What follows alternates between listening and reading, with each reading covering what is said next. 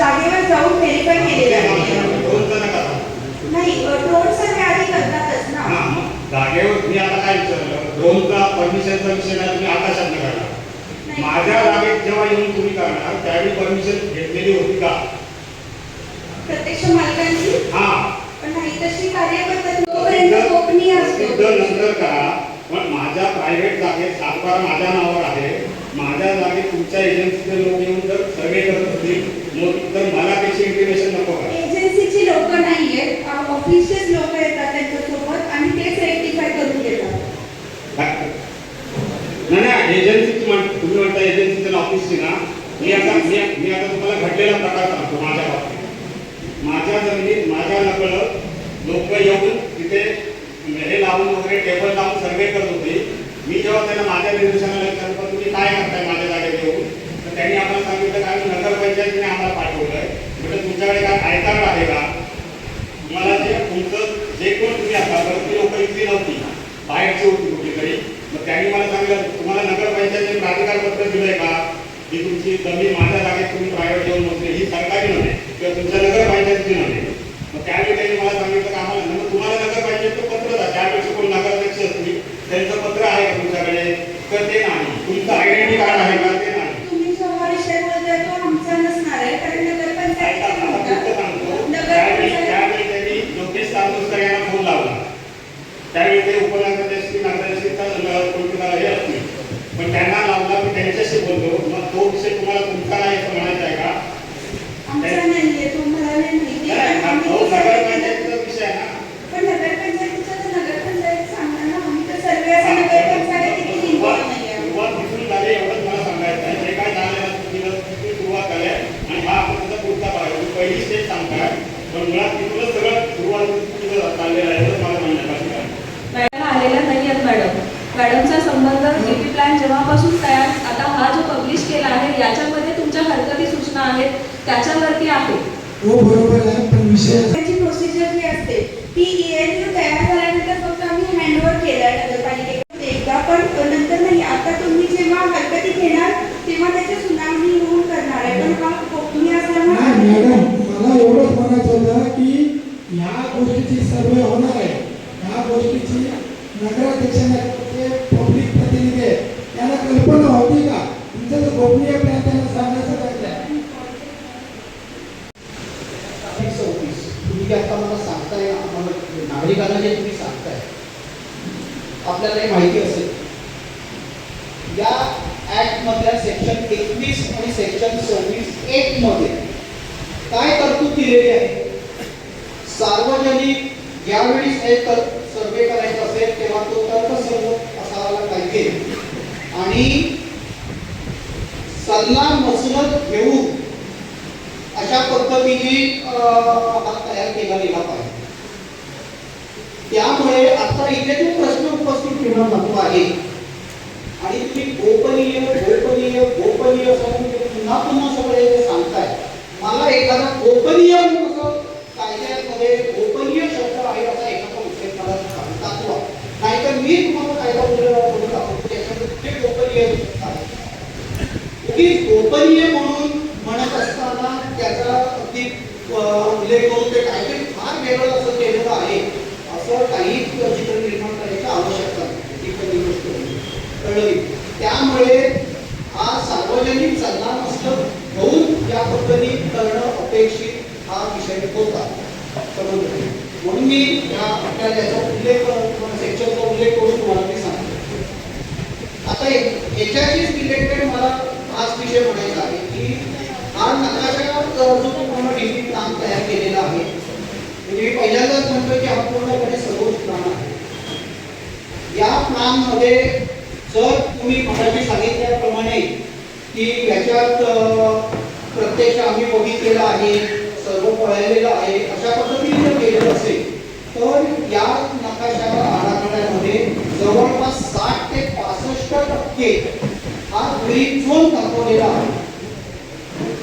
आज या ठिकाणी आम्हा समस्त नागरिकांना ही एक अपेक्षित आहे आपल्याकडून की हे जे आपण वेगवेगळे झोन तयार केलेले आहेत या झोनचा अर्थ काय, म्हणजे तुम्ही तिथे ॲग्रिवेशन दिलेलं आहे पण हा झोनचा अर्थ काय त्याचे फायदे तोटे मेरिट डिमेरिट्स काय आहेत हे जर आम्हाला सांगा आणि या हा झोन तुम्ही करत असताना याला काय निकष तुम्ही आधी लावलेला आहे ते आम्हाला मी समजेल.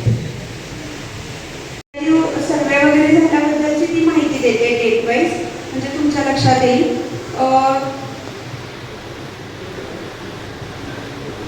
MRTPच्या कलम 23 नुसार प्रथम इरादा जाहीर केला जातो विकास योजना तयार करण्याचे इंटेन्शन जे बॉडीकडून जे नगरपालिकेच्या बॉडीकडून त्याचा ठराव होतो आणि त्याच्यानुसार इंटेन्शन डिक्लेअर केलं जातं. ते 30 डिसेंबर 2019 रोजी ठराव झाला आहे त्याचा. त्याच्यानंतर ELU म्हणजे एक्झिस्टिंग लँड यूज मॅप आहे तो 21 फेब्रुवारी 2022 रोजी अस्तित्वातील जमीन वापर नकाशा प्रसिद्ध झाला आहे आणि हा PLU 28 फेब्रुवारी 2025 रोजी बॉडीला नगरपालिकेला हस्तांतरित करण्यात आला होता की नगरपालिकेने त्याबद्दल हे घेऊन ठराव घेऊन तो प्रसिद्ध करावा. मात्र त्याची अंतिम तारीख 7 एप्रिल ही होती. या कालावधीमध्ये प्रसिद्ध न झाल्यामुळे नगररचना अधिकाऱ्यांची नियुक्ती झाली आणि त्यानंतर नगररचना अधिकाऱ्यांनी हा प्रसिद्ध केला गेला. आता ते बोलले तसं गोपनीयतेचा विषय लोकांना सहभाग करून घेण्यासंदर्भात आमच्याकडच्या नगररचना कार्यप्रणाली संबंधात एक मॅन्युअल आहे. त्याच्यानुसार आम्हाला असं हे आहे की भागधारक म्हणजे जे अस्तित्वात म्हणजे जे वापर करणारे गावातले जे ग्रामस्थ व्यापारी पत्रकार किंवा वकील बाकी सर्व लोकांना घेऊन भागधारकांची बैठक आयोजित केली जाते आणि त्याच्यामध्ये त्यांना या नीतीमध्ये काय अपेक्षित आहे याबाबत पूर्ण माहिती घेऊन मग त्याच्यानंतर PLU बाबतची कार्यवाही होते. तर याबाबत भागधारकांची बैठक देखील झाली होती. कारण मी पूर्वी नव्हते, पूर्वी वेगळे अधिकारी होते, त्यांच्याकडून मीटिंग देखील झालेली आहे आणि त्याची पूर्ण कार्यपद्धती अपेक्षित आहे यासाठी आहे DP बनवताना भागधारकाच्या बैठकीचा संबंध नाहीये. 13/2/2024 रोजी सकाळी 11 वाजता देवगड जामसंडे येथे जगातील वास्तुविशारद सामाजिक कार्यकर्ते व इतर भागधारकांची बैठक आयोजित करण्यात आली आहे. तरी त्या अनुषंगाने आपण देवगड जामसंडे नगरपंचायत कार्यालयामध्ये उपस्थित राहावे असा 12/2/2024 हा ठराव आहे. यामध्ये 13/2/2024 रोजी मीटिंग झालेली आहे भागधारकांची. किती लोक होते ते त्यांना नगरपालिकेला माहिती असणार. मी 2 मिनिटं मॅडम त्यांची नावं आणि कोण नगरसेवक हजर होते त्यांची नावं येऊन दे. लँड यूज बद्दलचा विषय होता. त्या मीटिंगला कोण हजर होते त्यांची नावं येऊन दे. लँड यूज बाबतचा विषय होता आता की ग्रीन झोन जास्त प्रमाणात ठेवण्यात आलेला आहे. त्याच्याबाबत आपला टोटल एरिया 2249.13 हेक्टर आहे. त्यापैकी पूर्वी रेसिडेन्शियल एरिया हा फक्त 140 हेक्टर होता एक्झिस्टिंग लँड यूज प्रमाणे, जो आता सध्या रेसिडेन्शियल वापरातला आहे 2022 मध्ये त्याप्रमाणे. आणि आता आपण जो 20 वर्षासाठी प्रपोज केला तो 670 हेक्टर केलेला आहे. नाही मॅडम संजय त्या तुम्ही नगरपालिकेकडे एवढंच विचारलं जे पांडेकर विचारते तोच एक विषय माझा आहे.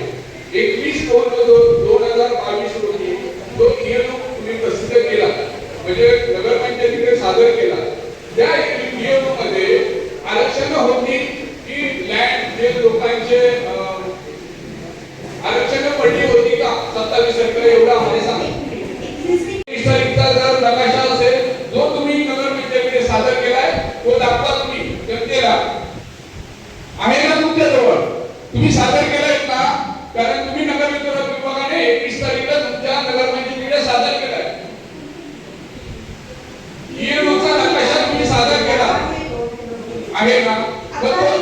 ऐका हे बघा गैरसमज करून येऊ नका. जनतेला तोही दाखवा. त्याच्यात नगरपंचायतीला त्यावेळी ग्रीन झोन किती होता, कुठची आरक्षण होती पूर्वीची ती दाखवा तुम्ही. असणार तो नकाशा तुमच्याजवळ असायला पाहिजे. आपला देवगड जामसंडेचा याआधी नीती झालेला नसल्यामुळं जो कोणाला वाटतं की तो जास्त झालेला आहे त्या सगळ्या ज्या तुम्ही हरकती उपस्थित करणार आहात त्या सगळ्यांची सुनावणी होऊन त्याच्यावरती तुमचं जे म्हणणं आहे तुमच्या योग्य मेरिटवरती आहे त्याच्या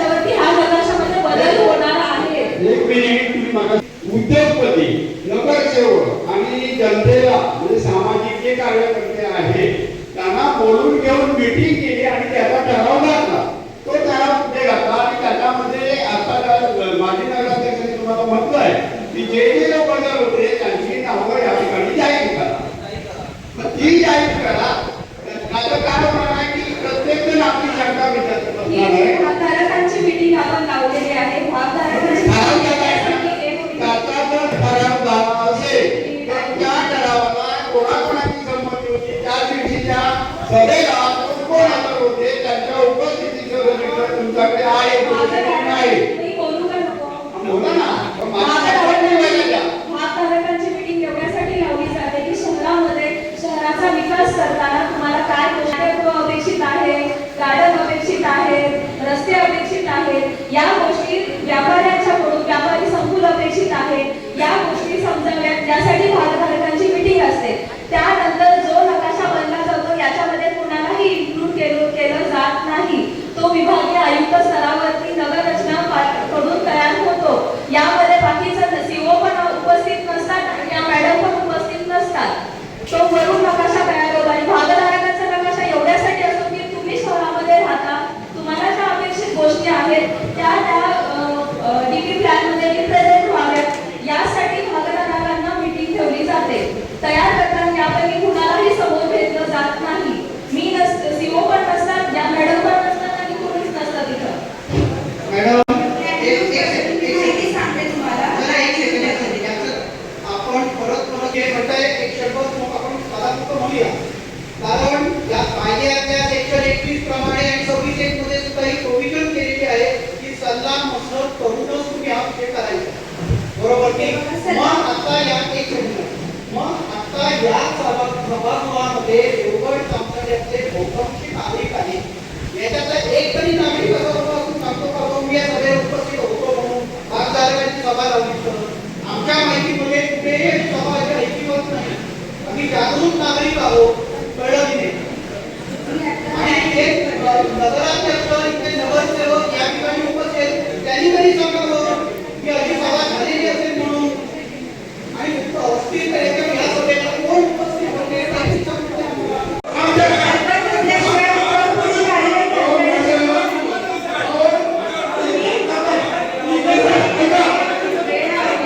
लोक सांगायचे इंग्रजांच्या काळात सोनं घेऊन लोक द्यायला जायचे काशीला. लक्षात घ्या. इंग्रजांच्या काळात लोक सोनं घेऊन काशीला जायचे. आता तुम्ही सरळ सरळ दरोडा टाकताय.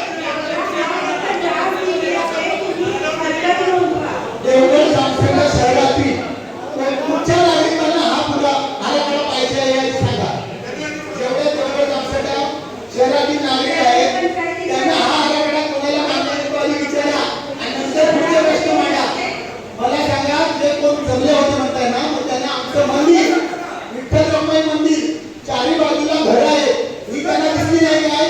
15 मिनिटं रस्ता करताना कशाला कोण आलेले अधिकारी तुमचे होते शहराला घ्यायचे होते का? म्हणून त्यांनी नावं घ्यावा. हक्क जोडे घ्यायचा विषय होणार नाही. आम्हाला कोणालाच नको या. मॅडम तुम्ही हरकती दाखल करा तुम्ही म्हणताय. मला हरकत दाखल करायची आहे. परंतु मला समजत नाहीये की मी ज्या ठिकाणामध्ये माझा सर्वे नंबर प्रमुख एक काहीतरी आहे, एक 6 नंबर माझा सर्वे नंबर आहे ज्याच्यामध्ये तुम्ही मला पार्किंग दाखवलेलं आहे. बरोबर? 6 नंबर मध्ये अनेक त्याच्यामध्ये हिस्से आहेत. त्यात एक 6 ह्याच्यामध्ये असल्यामुळे मी माझी जोर आणि त्याच्यातून 15 मीटर रस्ता दाखवलेला आहे. मग मला हरकत दाखल करायची असताना ती माझ्यातून जाणार आहे की नाही येणार आहे मला कसं कळणार आहे? सांगते. 1 मिनिट थांबा. त्या सर्वे नंबर बद्दलच मी सांगते. पूर्ण माहिती माझ्या ऐकून नाही घेतली त्याच्यावर ते सांगते. तुम्ही ऐकून घ्या पहिला. जर त्याच्यामध्ये सर्वे नंबर 14 असेल अमुके त्याचे तुमचे समजा 70-80 हिस्से असतील तर आमच्याकडून भूमी अभिलेख विभागाकडे जेव्हा सुरुवातीला पैसे नाव घेतात तेव्हा तो पूर्ण सर्वे नंबरचाच मिळत असतो. सगळे डीपी हे सर्वे नंबरचे पूर्ण हिस्से दाखवूनच असतात. आतले हिस्से दाखवत नाहीत. कोण हिस्से कोणताही डीपी असा होत नाही की कोण हिस्से दाखवले. परवानगी देताना जे इंजिनियर असतात ते त्याच्यामध्ये हे करून घेतात. तुम्हाला जर 14 नंबरचे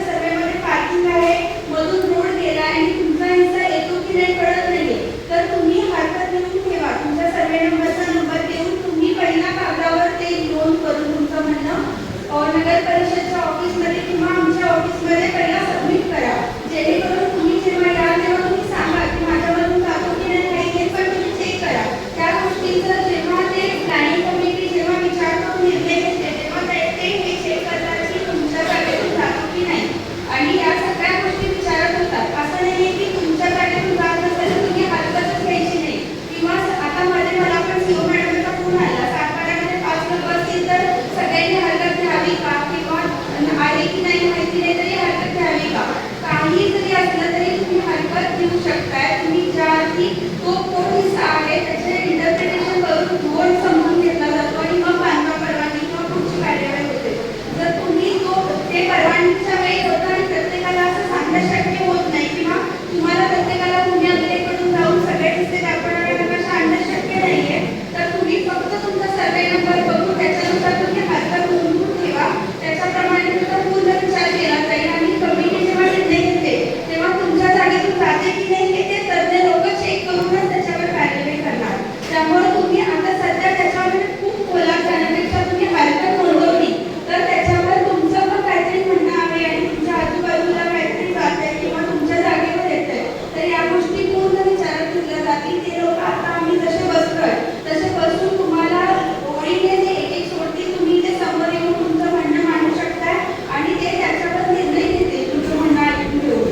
तर या सगळ्या गोष्टी होणार आहेत. पण तुम्ही आता जर नकोच म्हणाला तर हा डीपी आज एक दिवस रद्द झाला तर पुढच्या वर्षी होणार, त्याच्या पुढच्या वर्षी होणार, कधीतरी कार्यपद्धती होणारच आहे. त्याच्यासाठी तुम्ही आता हरकत घेतली तरच तुमचं म्हणणं ऐकून घेऊन त्यांना पुढं ते जे निर्णय घेतील, समजा आता त्यांच्या प्लॉटचे 2 तुकडे होतात तर ते त्याच्यावर निर्णय घेऊ शकतात की बाबा मधून जाण्याची बाजूला जा किंवा काहीतरी प्रॉब्लेम आहे, खूप घर आहे आणि त्याच्यावर आरक्षण पडले तर ते म्हणू शकतात. पण तो निर्णय पूर्णपणे तज्ञ समितीचा आहे, तो आपण घेऊ शकत नाही, तुम्ही घेऊ शकत नाही. त्याच्यासाठी तुम्ही हरकत जर नोंदवली तर ते ऐकून घेणार, त्याच्यावर निर्णय घेणार आणि ते जे निर्णय घेतील त्यानुसार पुन्हा प्लॅन चेंज होणार आहे. पुढे काम त्यांचं नेटवर्क म्हणा किंवा आरक्षण कुठे कोणती पाहिजे त्या हिशोबाने आम्ही काम करतो. पण तो राबवणार नगरपालिका आणि तुम्हीच लोक आहात शेवटी. तर तुम्हाला जागेवरची वस्तुस्थिती तुमच्या अडचणी त्या तुम्हाला माहिती असणार. त्याच्यामुळं तुम्ही जेव्हा हरकती घेणार तेव्हा तो फायनल होणार आहे. हा ड्राफ्ट डीपी आहे तुमचं हे चुकतं ऍक्च्युली. आणि तुम्ही इथे नोंदवल्या का हरकती किंवा आमच्याकडे मेलमध्ये फोन पण आले होते 1-2 जणांचे मला की तुमचा ELU हा कोणताही त्याच्यामध्ये आरक्षण नसतं त्याच्यामध्ये किंवा रस्ता रुंदीकरण नसतं किंवा काहीही नसतं त्याच्यामध्ये. फक्त आता तिथं वस्ती रेसिडेन्शियल आहे का किंवा रस्त्याच्या दोन्ही बाजूला कमर्शियल लाईन आहे बाजारपेठीची आपल्या तर ती किंवा असती तर ती रस्ता किती मीटर रुंदीचा इतक्याच गोष्टी त्याच्या लिमिटपर्यंत असतात. जेव्हा प्रपोज डीपी होतो आता जो PLD होतो तेव्हा त्याच्यामध्ये आरक्षण टाकले जातात. आता आरक्षणांबद्दल एक सगळ्यांना गैरसमज आहे की आरक्षण पडली म्हणजे पूर्ण नुकसानच झालं किंवा दोन्ही पडलं म्हणजे पूर्ण नुकसान झालं. त्याचं रेसिडेन्शियल आहे त्याचंच हे आहे, रस्ता रुंदीकरण आहे म्हणजे खराब आहे. या गोष्टी पहिल्या डोक्यातून काढून टाका तुम्ही. मी तुम्हाला दोन्हीबद्दल आणि आरक्षणांबद्दल पूर्ण माहिती सांगते, त्याच्यानंतर तुम्ही मला प्रश्न विचारा. फक्त नकार दिल्यामुळे काही होणार नाहीये. त्याचं आता नको डीपी हा कसा असतो, जर वेंगुर्ल्यासाठी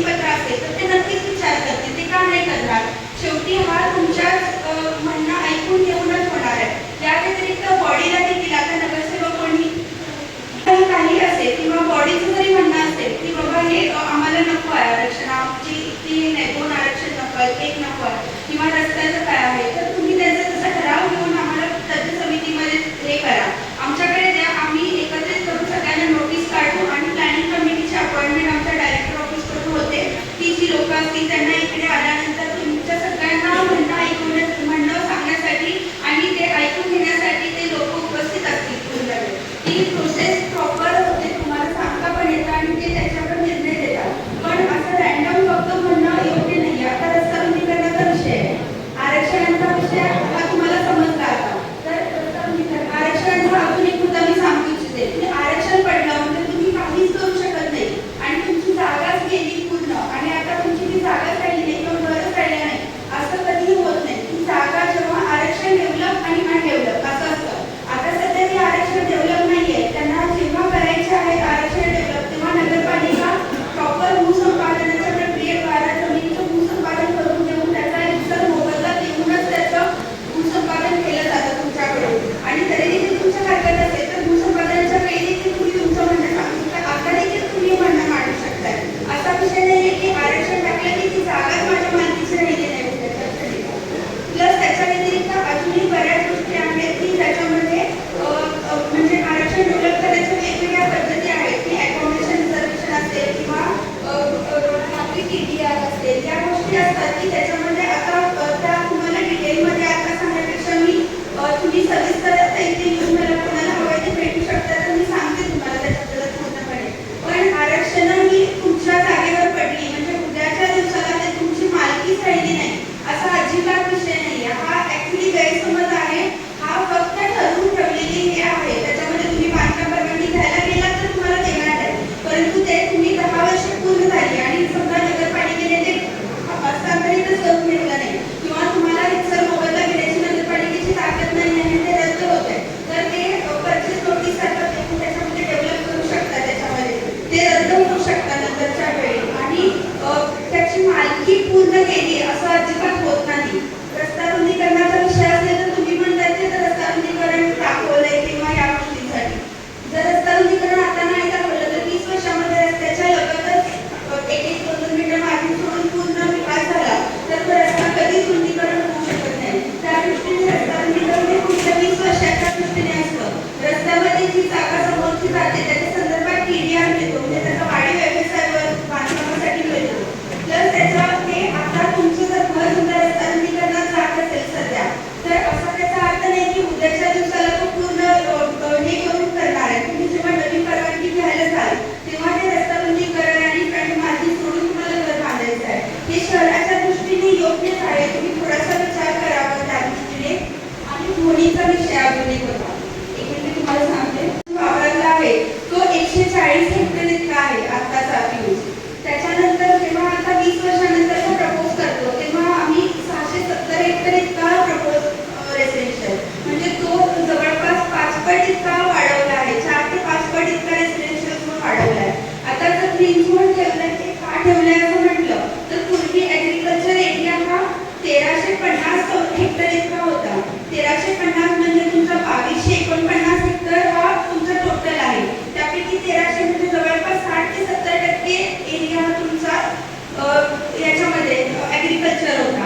प्लस त्याच्यामध्ये आता हिली एरियाचा 355 आहे, ऍग्रिकल्चर झाला, परत वॉटर बॉडीज झाल्या, त्या सगळं मिळून तुमचं एक 85% एरिया हा पूर्वीच ऍग्रिकल्चर आणि या झोनमध्ये होता. आता जर बघितलं तरी ते बागायत शेती आणि आम्हाला दाखवायचे. दुसरा मुद्दा असा आहे, एक मिनिट मॅडम, दुसरा मुद्दा असा आहे की आता तुम्ही जे या ठिकाणी काय 15 मिनिटं 10 मिनिटं बोलला त्यातला माझ्या माहितीप्रमाणे इथे उपस्थित असलेल्या नागरिकांना 20% सुद्धा समजलं नाही. 20 दोन का 1 का आरक्षण म्हणजे काय ही कुणालाही बोलणं असं मला वाटतं समजलं नसावं. मी गृहीत धरतो की या ठिकाणी माझी तुम्हाला अशी विनंती आहे की तुमचा 26 एक मिनिट जर आरक्षण म्हणजे काय किंवा हे मला मॅडम बरोबर सांगा की अधिसूचना 26/2 सल्ला मागण्याचा किंवा सल्ला घेण्याचा जर ग्रामस्थांना अधिकार असेल तर माझं असं म्हणणं आहे की आज सगळ्यांचा आरोग्य घेण्यापेक्षा तुम्ही या हरकतीसाठी 1 महिन्याची आम्हाला मुदत वाढवून द्या.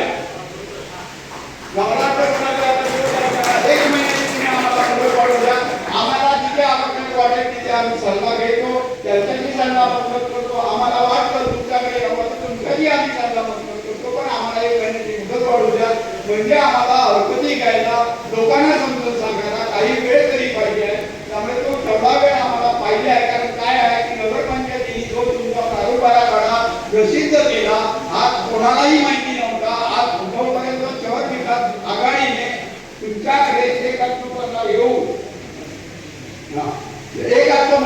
सूचना देईपर्यंत कोणालाही हे जे नागरिक मंडळी आले की कोणालाही माहित नाही की आरक्षण म्हणजे काय, ग्रीन झोन म्हणजे काय, येलो झोन म्हणजे काय, हे कोणालाही माहिती नव्हतं. बरेचसे लोक आमच्याशी आपलं झाले शहर विकास मंडळाच्या या ठिकाणी त्यांनी तुम्हाला निवेदन दिलं आणि ही मागणी आम्ही केली आहे. तर त्या मागणीनुसार मी ही मागणी करतो आहे की आम्हाला सगळ्या ग्रामस्थांना हे सगळं समजलं पाहिजे आणि त्याच्यासाठी आम्हाला जे कोण त्याच्यातले तज्ञ असतील त्यांचा सल्ला घेणं आवश्यक आहे. त्यासाठी तुम्ही आम्हाला आजपासून 1 महिन्याची मुदत द्या. आम्ही 1 महिन्यात काय असतील ते आमच्या आरोग्याची लोकांना समजावून सांगून त्याप्रमाणे घेण्याची व्यवस्था करतो. तुम्हाला सगळ्या मान्य आहे का? उगाच त्याच्यामध्ये काय होतात की उगाच तो बसले काहीतरी त्याच्यात वेळ घालणारा जीवन करून आठ परत एकदा सांगते. माहितीच नाही की आणि त्याला तुम्ही करणार मॅडम आजपासून तुम्ही आम्हाला 1 महिन्याची मुदत द्या.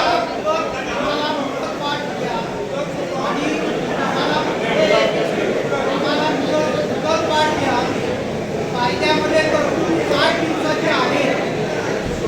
60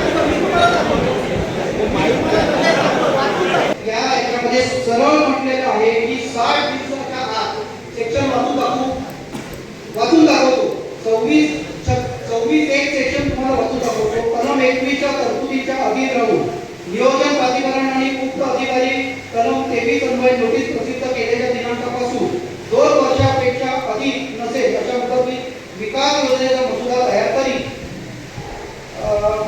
व विकास योजना तयार करण्यात आली आहे नमूद केलेली नोटीस प्राधिकरण ठरवतील अशा अन्य रीतीने प्रसिद्ध करी. योजनेची प्रत जनतेला निरीक्षणासाठी ज्या ठिकाणी उपलब्ध होईल त्या ठिकाणाचे नाव व योजनेच्या प्रती किंवा बरोबर असल्याचे प्रमाणित केलेले त्यातील उतारे जनतेला वाजवी विकसित विक्रीसाठी उपलब्ध असतील असे त्या नोटीसीत नमूद केलेले असेल आणि नोटीस प्रसिद्ध झालेल्या दिनांकापासून 60 दिवसाच्या कालावधीत त्यावरील लोकांचे आक्षेप व सूचना मागवेल. त्यामुळे या संदर्भामध्ये MRDP ऍक्टच वाचतोय त्याच्यामध्ये. त्यामुळे आपण जे म्हणताय की 30 दिवस तर मुळातच 60 दिवसाची प्रोव्हिजन आहे. त्यामुळे तुम्ही करताय त्यामुळे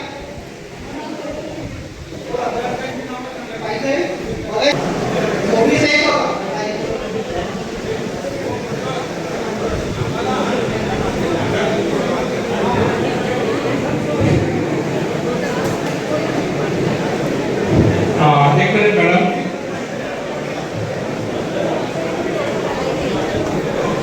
नियमाप्रमाणे 30 दिवसाची मुदत आहे. ती जाण्यापूर्वी तुम्हाला MRDP ऍड दाखवा. एक मिनिट. हे बघा माझं स्पष्ट म्हणणं आहे आणि माझ्याबरोबर अनेक लोकांचं स्पष्ट म्हणणं असेल की हा बनवलेला गेलेला आहे. त्यामुळे हा नकाशा पूर्ण रद्द करावा आणि आम्हाला विकास पाहिजे आहे. आमचा विरोध नाही पण आम्हाला विश्वासात घेऊन तो रस्ता सगळं बनवा. आता काही ठिकाणी आमच्या तारामुरलीला येणारा जो रस्ता आहे तो आहे 6 मीटरचा.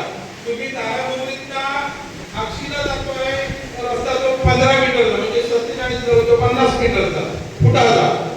हे म्हणजे असं विचित्र काहीतरी बनवलं गेलंय. तुम्ही अनेक मंदिरावरती पब्लिक झोन म्हणून टाकलाय. तो त्या मंदिराचा कोणतरी मालक आहे अशा मंदिराला तुम्ही पब्लिक झोन मध्ये टाकला. हे डीपी पूर्ण चुकीचं आहे. त्याच्यामुळे तो पूर्ण रद्द करावा अशी माझी विनंती आहे. उपनाकडे त्याच्या केबिनमध्ये तो बसवला. 19 तारखेला वाद होता शुक्रवार. आम्हाला जी काही माहिती मिळाली की 19च्या संध्याकाळपर्यंत सुद्धा तो नकाशा लागलेला नव्हता.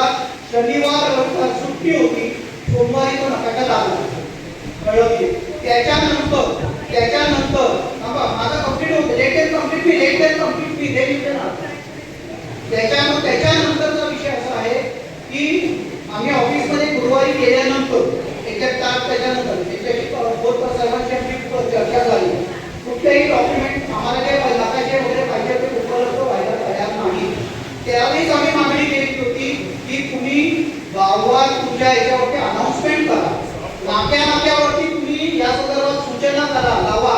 जामसंडेमध्ये सबस्टेशन म्हणजे पूर्वीची आमची ग्रामपंचायत आता जे आहे तिथे लावा. शेती आता चालू आहे, शेती कापणं चालू आहे, लोकांना याच्यामध्ये वेळ नाही. आता जे तुम्ही सांगितले संख्या तुम्ही सांगितलेली आहे, लोक काम धंद्यामध्ये आहे, समजलं की नाही.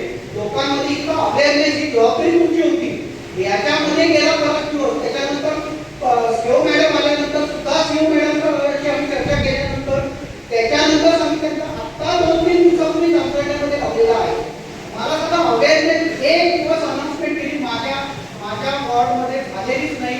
मी यांना स्पेसिफिक सांगितलं होतं, त्या दिवशी अनाउन्समेंट झालेली नाही. अजूनपर्यंत एक दिवसाची फक्त अनाउन्समेंट झाली. लोकांमध्ये अवेअरनेस करायची जबाबदारी ही तुमची आहे. नगरपंचायतीची अवेअरनेस करायची जबाबदारी आहे. त्याच्यामध्ये ते सगळे गेम ठरलेले आहेत. त्यामुळे लोकांना हा विषय समजला पाहिजे. आमची मागणी आहे की आम्हाला मुदतवाढ याच्यामध्ये दिली पाहिजे. उद्याच्या 19 तारखेपर्यंत हे सगळ्यांना आम्हाला दाखल करणं शक्य नाही या बाबतीमध्ये. आणि हे झोन आणि सगळे आम्हाला अजिबात करणं नाही. कदाचित अवेलेबल पाहिजे त्याच्याकडून माहिती घेतली वगैरे. मी झोन जर एक्सप्लेन केले त्याचे प्लस मायनसेस तर बरेच ते प्रॉब्लेम सॉल्व्ह होतो. हा ग्रीन झोन आहे. त्याचे पूरक जे व्यवसाय असतात ते शेतीपूरक व्यवसाय म्हणजे इंडस्ट्रियल नव्हे पण छोट्या स्केलमध्ये शेती उत्पादनातून मिळणाऱ्या वस्तूंचे जे उद्योग करू शकतो. काजू प्रक्रिया, आंबा प्रक्रिया त्याच्याबद्दलचे उद्योग करू शकतात. रेसिडेन्शियल शेतघर किंवा फार्म हाऊस किंवा सिंगल युनिट ओनरचे जे सातबारा असतील त्याच्यामध्ये सिंगल युनिट घर अलाउड केलेले आहेत. आणि परत पेट्रोल पंप आणि स्कूल या गोष्टी देखील अलाउड आहेत. आणि त्याच्याबरोबर टुरिस्ट त्यामध्ये कुठे यादी आता सातबाऱ्यावरती फार्म हाऊस असेल तर परवानगी मिळेल.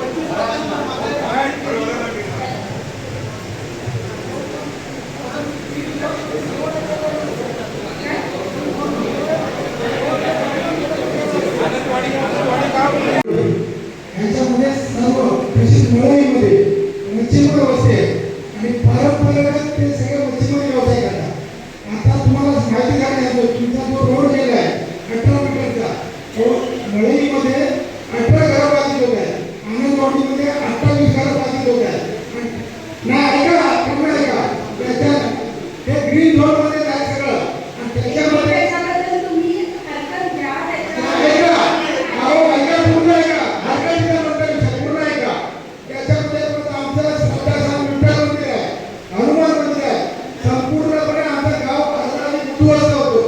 तुम्ही जे सांगता हरकत घेतल्यानंतर तुम्ही जे मांडलं तर ठीक आहे. आता काय करायचं आम्ही परत मला काही व्यवसाय सोडून द्यायचं का?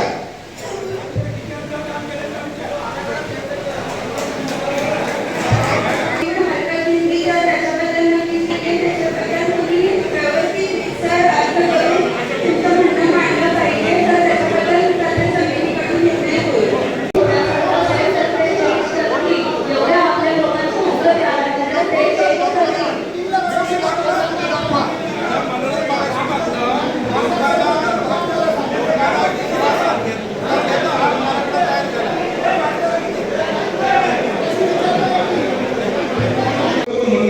कारण हा आराखडा फक्त 4 भिंतीमध्ये लावला गेला. 4 भिंतीमध्ये लावलेला आहे. तो सार्वजनिक ठिकाणी लावला पाहिजे का? आणि नगरपंचायतीच्या सुद्धा आराखडा कुठे लावलेला आहे? तो फक्त एवढ्याच्या कागदावरती एक चिटकून लावलेला आहे. आणि तिथं म्हटलं की प्रारूप आराखड्याचा नकाशा, पण तो कुठं आहे त्याची दिशा नाही, काही नाही, कुठल्या रूममध्ये आहे त्याची कुठेही दर्शनपात केलेला नाही आहे. त्याच्यामुळे कोणाच्या रूममध्ये लावलेला आहे हे समजेल का? आणि ह्यामुळे आजपर्यंत म्हणजे 1 ऑक्टोबर पर्यंत कुठल्याही जनतेला हा आराखडा प्रसिद्ध झालेला माहिती नाही.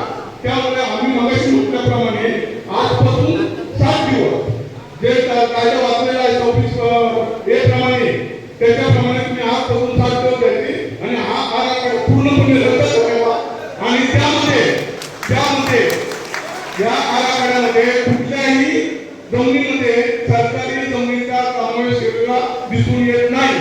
देवगड, जामसंडे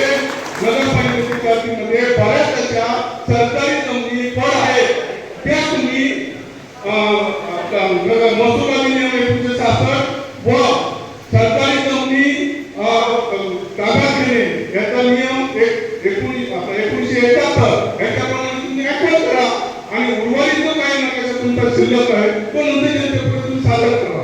आणि या सरकारी जमिनीच्या पट आहे, सरकारी जमिनीच्या पट आहे ते तुम्ही ऍक्वर करा आणि हा नकाशा पूर्ण बदला.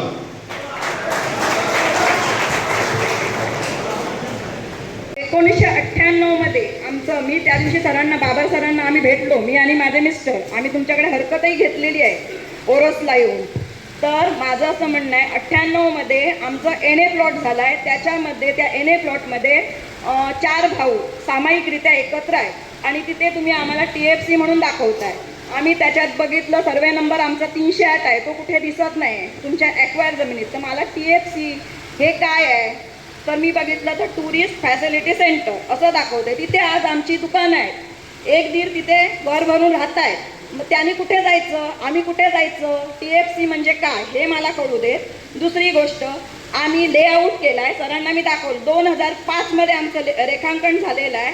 हा जो ह्याच्यासोबत जो नकाशा जोडला आहे तो पूर्णपणे चुकीचा जोडला आहे. अंतिम रेखांकनाला जो नकाशा आहे तो नकाशा नसून हा तात्पुरत्या स्वरूपाचा आमचा 308चा नकाशा जोडलेला आहे इथे. दुसरी गोष्ट, आम्ही 28 गुंठे जागा फुलक्षेत्र म्हणून आमच्या घराच्या अगदी बरोबर, त्याला चांगले मस्त रस्ते सोडले आहेत, 18-18 मीटरचे, 18-18 फुटाचे रस्ते तिथे सोडलेले आहेत. तर तिथे तुम्ही करा ना, आमचं काय त्याला विरोध नाही आहे. TFC म्हणजे जे काय तुम्हाला करायचं असेल ते. दुसरी गोष्ट मॅडम, तर तुम्ही ते लेखी हे करा. दिलं कागदपत्रे दिलेलं आहे तरी सुद्धा मॅडम मला TFC म्हणजे काय हे आधी कळू दे. हॅलो मॅडम, मला TFC हे काय आहे ते कळू देत, माझ्या शंकेचं निरसन होऊ देत.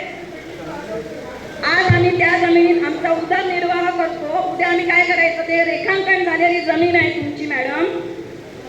हॅलो, येण्यासाठी आम्ही लाख रुपये तिथे ओततो, येण्यासाठी आम्ही तिथे लाख रुपये ओततो. मला बोलू दे जरा, तुम्ही ऐकून घ्या प्लीज. इथून ओरस किती लांब आहे सांगा मला तुम्ही. 1.5 तास 2 तास आमच्या जातात इथनं आम्ही ओरोसला चक्रा मारतो वरचेवर. येणे ऑर्डर मिळाली, येणे ऑर्डर झाली, तुमचा नकाशा आला, मग ही भूमी, आता इथे कोण भूमी अभिलेखचे अधिकारी कोणच दिसत नाहीत मला. कोण आहे, कुठे आहेत भूमी अभिलेखचे, त्यांच्याकडे नकाशा मागितला, आम्ही मागितला तर आमच्यासाठी नकाशा नसतो. मग इथे नकाशा कुठनं आले. आणि सामाजिक बांधिलकीतनं मॅडम, सामाजिक बांधिलकीतनं म्हणा तर आम्ही शाळेसाठी ऑलरेडी 2 एकर जागा सोडलेली आहे, दिलेली आहे आम्ही. त्याशिवाय कायद्याप्रमाणे खुलं क्षेत्र सोडलेलं आहे. असं असताना माझ्या जागेत TFC का, मला त्याचं उत्तर हवंय. मी हरकत नोंदवलेली आहे पद्धतशीर, पण मला उत्तर हवंय. त्याच्या संदर्भात तुम्हाला सुनावणीसाठी नंतर सुनावणीला संध्याकाळी यायला आम्हाला शक्य असेल काय सांगा. याचं उत्तर देण्यासाठी मी आता इथे हे नाहीये. तुम्ही मॅडम, ही प्रश्न आम्हाला सांगितलं, आम्ही त्या दिवशी निवेदन दिलं तेव्हा तुम्हाला प्रश्नांची उत्तरं देण्यासाठीच बोलावलेलं होतं आम्ही. सामान्य माणसाचा आवाज म्हणून मी बोलते. मी पॉलिटिशियन नाही. आता मला त्या दिवशी बाबर सरांनी सांगितलं नाही की तिथे काहीतरी कम्युनिकेशनचं वगैरे असेल. माझं समाधान झालेलं नाही त्या उत्तराने. मी सरांना म्हटलं माझं दुकान आहे, तिथे चायनीजचं हॉटेल आहे माझं, मी त्याच्यावरती पोट भरते. उद्या जर माझ्या पोटा पाण्याचा प्रश्न आला, तुम्ही मला नोकरी देणार काय, मी सुशिक्षित आहे. तुम्ही जे मॅडम प्लॅन आणलात ना तो आधी लोकांना विश्वासात तेव्हा तुम्ही जी हरकत घेतली आहे त्याच्यावर पुढचा निर्णय घेण्याचे अधिकार हे प्लॅनिंग कमिटीला आहे. मला जे प्रसिद्ध केलेले आहे त्याच्याबद्दल मी एक्सप्लेन करू शकते, पण तुम्हाला ज्या अडचणी येत आहेत आता हरकती घेत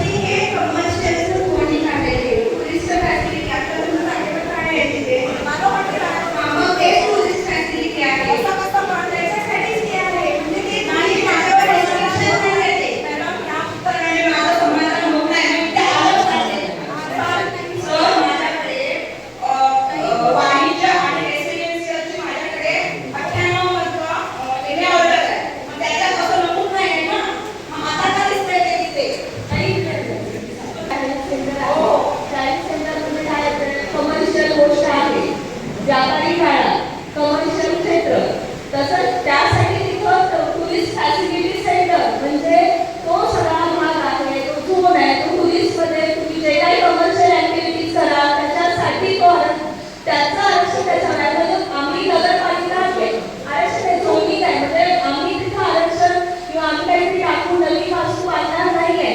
तिथं कमर्शियल गोष्टी घडाव्यात यासाठीच ते म्हणजे तुम्ही यांचं जे चायनीज सेंटर आहे ते इथं व्यापारी आहे आणि ते योग्य आहे हे अजून जास्त प्रूव्ह होत आहे त्यांनी.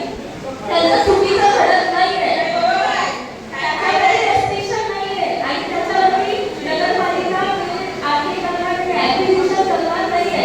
उलट तुम्ही तिथं नीट होत असाल तर तुम्हाला प्रॉब्लेम असतात. तिथं कमर्शियल झोन झाल्यामुळे तुमचं ते योग्य ठरतंय. रेसिडेन्शियल झोनपेक्षा पण तुम्हाला कमर्शियल झोनचा फायदा आहे. तुमच्या आसपास अजून बाकीच्याही गोष्टी करू शकतील कमर्शियल. त्याचा कमर्शियल झोन झाल्यामुळे तुम्हाला कमर्शियल ऍक्टिव्हिटीजचा फायदा आहे. आलं लक्षात?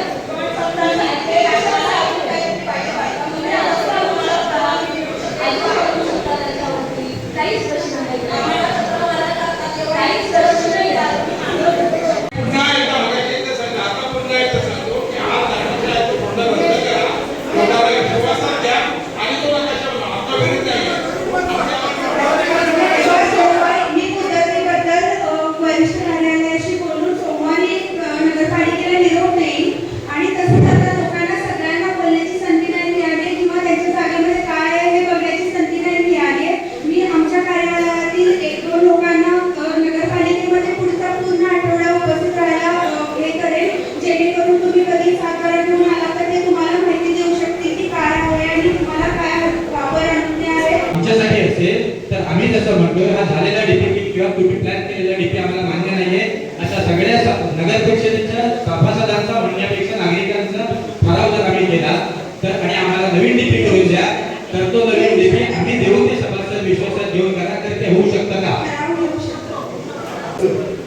हे अधिकारी इथे आलेले आहेत त्यांच्यासमोर आपल्याला गारण मागतो. विषय असा आहे की एकदा तो प्लॅन प्रसिद्ध झाला की ह्यांच्या हातात काय नाही, ह्यांच्या हातात काय आहे, तक्रारी तुमच्या प्रत्येकाचं ऐकणं लेखी. तुम्ही नुसतं बोलू नका, प्रत्येकाने तक्रार द्या, हा मुद्दा आहे. आणि जेवढा विषय आहे आणि दाताला एवढंच सांगतोय की आमच्या हा प्लॅन प्रसिद्ध झाल्यावर आमची बहीण त्याच्यामध्ये नाराजी किंवा आम्ही सुद्धा त्याच्यामध्ये नाराज. कारण एक तर सिटी सर्वे केलेला नाही, नंबर नाही. अनेक कमी इथे असा आहे की 20-25 50 भागीदार आहेत. तुमचा एक सर्वे नंबर मधून काहीतरी गेलं त्याच्यात तर कोणाच्या जमिनीतून गेला काय गेला हे काही समजत नाही. दुसरं म्हणजे रिक्षा नंबर आहे केला त्याच्यामध्ये 2 काढलेले. अनेक वेळा असं आहे की मेन शेतीवर सुद्धा तुमचं आरक्षण आलं किंवा 2 मध्ये आलं. म्हणजे हे जर करणारे जर नीट असते तर असा हा प्रकार झाला नसता हे निश्चित आहे. मला असं वाटतं की आपल्या म्हणजे आम्ही आपल्या पालकमंत्र्यांना हा विषय सांगितला. हे जे काही केलेलं आहे अनेक लोकांना ते पसंत नाही, बहुतांश लोकांना पसंत नाही. त्यांनी एवढंच सांगितलंय तुमच्या सगळ्या तक्रारी द्या आणि तुमच्या मनाप्रमाणे तुम्हाला जे आवश्यक आहे तेवढं आपण करून घ्यायची व्यवस्था आपण करतो. एवढं आपण लक्षात घ्या आणि आपण त्यांचा विश्वास ठेवू. कारण अधिकारी काय आहे कमिटी यांचं हे इथे काही सांगू शकत नाही, अधिकार निर्णय घेऊ शकत नाही. आता यांना 2 महिन्याचं मुदत आहे की 1 महिन्याची आहे. आता त्यांनी 2 मराठी कायदा आणि इंग्लिश कायदा वेगळा नसला.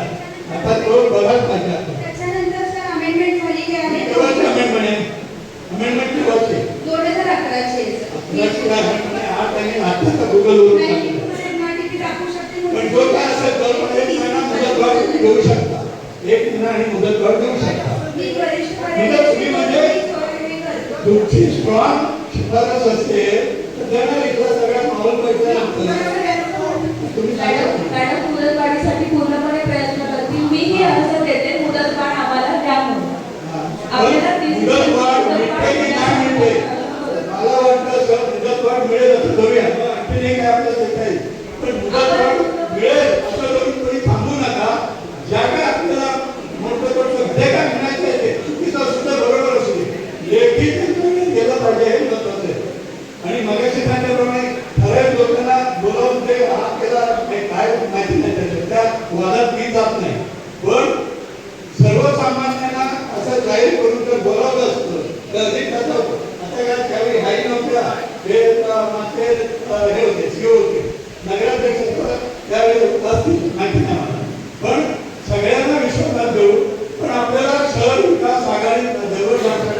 विकास आराखडा करायचा आहे, अतिशय चांगलं सुंदर शहर आपल्याला बनवायचं असेल तर थोडं कमी जास्त आपल्याला करायची आपली तयारी पाहिजे. आपली घरं जायला पाहिजे. कुणीच त्या मात्र नाही. आम्ही त्यावर तुमच्या डोळ्यात आहोत.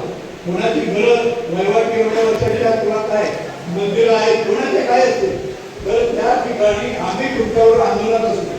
तुमच्या माहितीसाठी सांगतो, आनंदवाडीचा सुद्धा अगदी वर याच्यापर्यंत जाऊन मंजूर होऊन आलेला नकाशा होता. पारंपरिक मच्छीमारांचा विरोध होता. तो विरोध दामोदर झाला होता. त्यांनी तीव्र आंदोलन केलं, इतकं आंदोलन केलं, टोकाचं आंदोलन केलं आणि तो नकाशा चेन्नई पासून येऊन बदलून झाला. वेळ गेला त्याचा, पण जनशक्तीची ताकद आहे. आपल्याला जर नको असेल तर निश्चितपणे आपल्याला तो बदल घडवून आणता येतो. फक्त तो आपल्या पुरता हा करू नका, पूर्ण तेवढं आमच्या शहराचा विचार करून आपण आपलं म्हणणं मांडू. एवढीच त्यांनी विनंती करू. धन्यवाद सर. आता याच्यावरती मी स्वतः यांच्या जे तज्ञ समिती आहे किंवा जे आयुक्त असतील त्यांना पत्र देणार आहे की आपल्याला एक्सटेंडेड पिरियड म्हणजे वाढीव कालावधी आपल्याला तक्रारीसाठी मिळावा. त्यासाठी तसंच मॅडम आपल्याला पुढच्या आठवड्याभरासाठी नगररचना विभागातून एक अधिकारी देतील जे आपल्या शंका छोट्या छोट्या शंका आहेत त्याच्यावरती त्या एक्सप्लेनेशनसाठी एक अधिकारी देतील. आणि यासाठी तुमचं एक सहकार्य आहे की तुमच्या ज्या तक्रारी आहेत त्या तुम्ही लिखितमध्ये जास्तीत जास्त दिल्यात ना तर आपल्याला पुढं याच्यामध्ये